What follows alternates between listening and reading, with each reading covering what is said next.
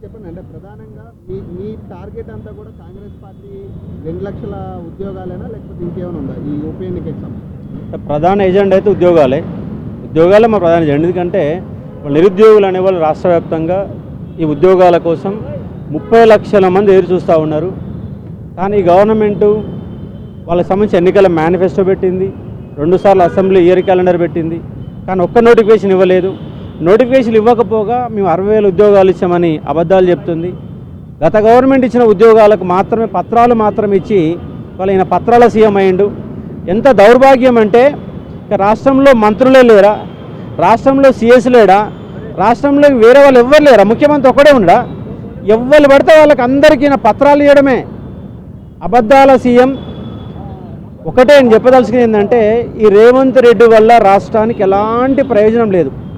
ఈయనతో ఏమీ కాదు. ఈ 2 ఏళ్ల కాలంలో వీళ్ళు చేసిన అభివృద్ధి ప్రాజెక్టు ఒక్కటి కూడా లేదు. నిరుద్యోగులను మోసం చేసిండు, రైతులను మోసం చేసిర్రు. ఇవాళ ఇంతవరకు కొనుగోలు కేంద్రాలు ఏర్పాటు కాలేదు, ఏది కాలేదు. రాష్ట్రంలో అన్ని సమస్యలు అట్లే ఉన్నాయి.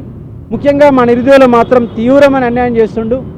చివరికి ఎంత అంటే డిప్యూటీ సర్వేయర్లకు వాళ్ళకు ఉద్యోగాలు ఇవ్వలేదు. వాళ్ళు జస్ట్ వాళ్ళకు ఒక 4 రోజుల పాటు ట్రైనింగ్ ఇచ్చి ఆల్రెడీ వాళ్ళు దానికి సంబంధించినటువంటి కోర్సు చేసిన వాళ్ళే, వాళ్ళకు సర్టిఫికేట్ కావాలి. వాళ్ళకు ఆ సర్టిఫికేట్ కోసం 4 రోజుల పాటు గవర్నమెంట్ జస్ట్ వాళ్ళకు ఒక ట్రైనింగ్ లాగా పెట్టింది. ఇక చివరికి వాళ్ళకు కూడా నియామక పత్రం వదిలిపెట్టకుండా, అది కూడా ఒక సీఎం స్థాయికి. మరి సీఎంకు సిగ్గుండాలి. అసలు ఈ రాష్ట్రానికి ముఖ్యమంత్రినా ఈయనమన్నా సాధారణ ఎమ్మెల్యే కంటే కూడా దిగజారిపోయి ఇలా పత్రాలు ఇస్తున్నాడు. రాష్ట్రంలో వేరే మంత్రులే లేడా అని ఒక్కడే ముఖ్యమంత్రి ఒకటే ఉండవా? డిప్యూటీ సీఎం ఉన్నాడు, ఆయన కూడా పత్రాలు ఇవ్వచ్చు. ఏ శాఖ వేడియాల పొంగులేటి శ్రీనివాసరెడ్డి ఉన్నాడు, డిప్యూటీ సర్వేలు ఆయన సంబంధించి రెవెన్యూ శాఖ మంత్రి. రెవెన్యూ శాఖ మంత్రికి వెళ్ళి పత్రాలు ఇస్తే అయిపోద్ది కదా. దాన్ని కూడా సీఎం అంటే సీఎంకి ఏం పని పాడలేదు రాష్ట్రంలో, ఎందుకంటే ఆయన పరిపాలన రావడం లేదు కాబట్టి. పరిపాలన వస్తే చాలా సమీక్షలు, చాలా వ్యవస్థ చాలా ఉంటుంది, ఆయన తీరిక లేకుండా ఉంటాడు. కానీ ఈయనకు ఏం పని లేదు. పని లేకుండా కేవలం పత్రాలు ఇవ్వడం కోసమే ఈయన పత్రాలు పట్టుకొని రాష్ట్రం మొత్తం తిరుగుతున్నట్టే కనబడతా ఉంది. జూబ్లీహిల్స్ నియోజకవర్గంలో మీరు ప్రత్యేకంగా చెప్పే ఇవేనా, లేకపోతే అంటే ఉద్యోగాల విషయం మీద మాట్లాడుతూ ఉన్నారు, లేదా 6 గ్యారెంటీల గురించి కూడా మీరు గుర్తు చేస్తూ ఉన్నారా ప్రజలకి? అంటే ఈ ప్రభుత్వం ఏమి చేస్తలేని చెప్పాలనుకుంటున్నాం. ఎందుకంటే వీళ్ళు ఇచ్చిన ఒకే ఒక పథకం రాష్ట్ర వ్యాప్తంగా ఇవాళ పర్ఫెక్ట్గా అమలవుతున్న పథకం ఏంటంటే ఫ్రీ బస్ ఒకటే. ఫ్రీ బస్సు వాళ్ళు ఇప్పటికి 1,000 కోట్ల రూపాయలు ఇచ్చారు. అయ్యే 1,000 కోట్ల రూపాయలు ఎడ్యుకేషన్కో, ఇవాళ ఉస్మానియా ఆసుపత్రికో, గాంధీ ఆసుపత్రికో పెట్టుంటే చాలామంది నిరుద్యోగులకు న్యాయం జరిగేది. కానీ అట చేయట్లేరు. కేవలం ఒకే ఒక ఫ్రీ బస్సు తప్ప ఈ రేవంత్ రెడ్డి చేసింది ఏమీ లేదు.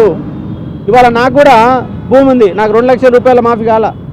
దాంట్లో ఒకసారి మొత్తం కూడా రైతు బంధు ఎగ్గొట్టేసిండు.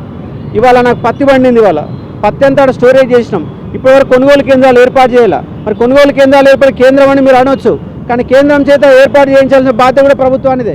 ఇట్లా నిరుద్యోగులకు సంబంధించిన 2 లక్షల ఉద్యోగాలు ఉన్నాయి. 2 ఏళ్లుగా నిరుద్యోగులను రోడ్ల మీద తిప్పుకుంటా ఉన్నారు. కాబట్టి ఇవన్నీ అంశాలు, ఒకవైపు ఉద్యోగాల అంశాలు, మరోవైపు రాష్ట్రం యొక్క జీడిపి, రాష్ట్రంలో ఇవాళ మొత్తం రియల్ ఎస్టేట్ వ్యవస్థ మొత్తం కుప్పగూలింది. దాని కారణంగా వాళ్ళ ఆటో రిక్షా నడిపేవాడికి సరైన ఉపాధి లేదు, కిరాణా షాప్ నడుపుకునేవాడికి ఉపాధి లేదు, చదువుకునేవాడికి ఉపాధి లేదు. టోటల్ వ్యవస్థను మొత్తం ఈ కాంగ్రెస్ గవర్నమెంట్ చిన్నాభిన్నం చేస్తుంది. మా ప్రధాన ఎజెండా నిరుద్యోగ అంశం. ఆ 2 లక్షల ఉద్యోగాల గురించి ప్రస్తావిస్తూనే ప్రైవేటు ఉద్యోగాలు దొరకక రాష్ట్రంలో నిరుద్యోగ రోడ్లు పెట్టుకొని తిరుగుతున్నారు.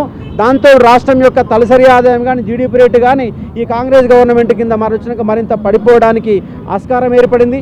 వీళ్ళు ఏం పరిపాలన చేయడం రావడం లేదు. ఇలాంటి కాంగ్రెస్ గవర్నమెంట్ వల్ల ప్రభుత్వానికి ఎలాంటి లాభం లేదన్న అంశాన్ని మేము ఇంటింటి తిరిగి ప్రచారం చేస్తాము. ప్రధానంగా జూబ్లీహిల్స్ని ఎంచుకోవడానికి కారణం ఏంటి? ఎందుకంటే జూబ్లీహిల్స్ నియోజకవర్గంలో ఎక్కడా కూడా నిరుద్యోగులు లేరు. సో ఎందుకు జూబ్లీహిల్స్ నియోజకవర్గాన్ని ఎంచుకున్నారు? ఎందుకంటే ఇప్పుడు అదే ఉప ఎన్నిక అదొకటే కదా. రాష్ట్రంలో ఇప్పుడు కరీంనగర్లో ఒక ఉప ఎన్నిక ఉందంటే కరీంనగర్ పోతోళ్ళం, నల్గొండలో ఉప ఎన్నిక నల్గొండ పోతాం, ఉన్నదా లేదు ఒకటే కదా. కాబట్టి ఈ ఉప ఎన్నికను ఎన్నుకున్నాం. ఇది అయిపోయినాక స్థానిక సంస్థలు వస్తాయి. ఆ స్థానిక సంస్థలలో మా ప్రభావం ఖచ్చితంగా ఉంటుంది. జూబ్లీహిల్స్ ఎన్నికల్లో మా ప్రభావం ఎంతవరకు ఉంటుందో మేము చెప్పలేము, కానీ సబ్జెక్టు మాత్రం రాష్ట్ర వ్యాప్తంగా తీసుకోవడానికి అవకాశం ఉంటుంది. ఇవాళ సోషల్ మీడియా ఉంది, మీలాంటి సోషల్ మీడియా ఉంది కాబట్టి ఇవాళ ఆ నిరుద్యోగ సమస్య కానీ ఏ సమస్య కానీ జనం మధ్య ఇవ్వడానికి అవకాశం ఉంది. కాబట్టి జూబ్లీహిల్స్ ఎన్నికల్లో మేము ఓడుతామా గెలుస్తామా మాకు ఎన్ని ఓట్లు వస్తామా అనేది ప్రధాన కాదు. మా సమస్య ఏంటి? రాష్ట్ర వ్యాప్తంగా ఈ దిక్కుమాలిన గవర్నమెంట్ వల్ల, ఈ రేవంత్ రెడ్డి సర్కారు వల్ల ఏమీ లాభం లేదు. ప్రజల్లారా ఒకసారి ఆలోచన చెయ్యండి. కాబట్టి ఖచ్చితంగా కాంగ్రెస్ పార్టీకి వ్యతిరేకంగా ఈ ప్రజలు ఆలోచన చేయాల్సిన అవసరం ఉందని, ఈ జూబ్లీస్ ఎన్నికలు కనుక కాంగ్రెస్ కనుక ఓడిపోతే కొద్దినైనా ఒళ్ళు జాగ్రత్త పెట్టుకొని పరిపాలన చేయడానికి అవకాశం ఏర్పడుతుంది. దీనివల్ల ఏం కాదన్న అంశం సబ్జెక్టు పోవడానికి అవకాశం ఉంటుంది. కాబట్టి జూబ్లీస్ ఎన్నికల్ని ఎజెండా చేసుకుంటున్నాం.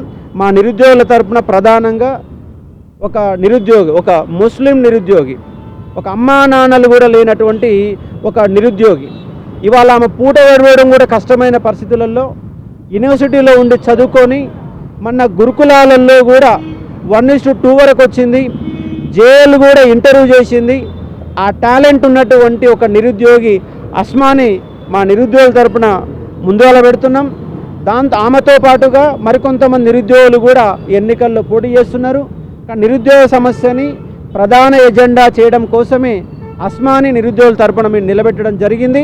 ఆమె ఎన్నికల్లో పోటీ చేస్తున్న అంశాన్ని ఇక్కడ మీరు గుర్తుపెట్టుకోండి. విరమించుకోవాలని కూడా చాలా ఫోన్ కాల్స్ వచ్చినాయని చెప్పి అస్మా చెప్తా ఉంది. మరి ఏం చెప్తారు? వస్తాయి 10 నామినేషన్ చేసిన 10 ఒత్తిళ్ళు గ్యారంటీ. పోలీసులు ఇబ్బంది పెట్టే ప్రయత్నం చేస్తారు. బట్ ఆమె పోటీ చేసే అభ్యర్థి కాబట్టి ఎవ్వరు ఏం చేయడానికి వీలు కాదు, ఆ ముట్టుకోవడానికి కూడా వీలు కాదు. కాబట్టి మీకు ఖచ్చితంగా నామినేషన్ వేస్తాము. ఎలాంటి ఉపశమనాలు ఉండవు. పోలీసులు నిర్బంధాలు పెట్టినా కూడా వాడు ఎదుర్కొని ఇప్పటిదాకా ఉద్యమాలు చేసినాం, అట్లా కూడా నిరుద్యోగులు చేస్తాం తప్ప వెనకడిగైతే వేసే పరిస్థితి లేదు. మా అస్మా కానీ ఇంక నిరుద్యోగులు ఎవ్వరు కూడా ఉపశమనం అనే కార్యక్రమం అనేది ఉండదు. ఖచ్చితంగా పోటీ చేసి మా సమస్యను మాత్రం జనమ తీసుకోవడానికి ప్రయత్నం చేస్తాం.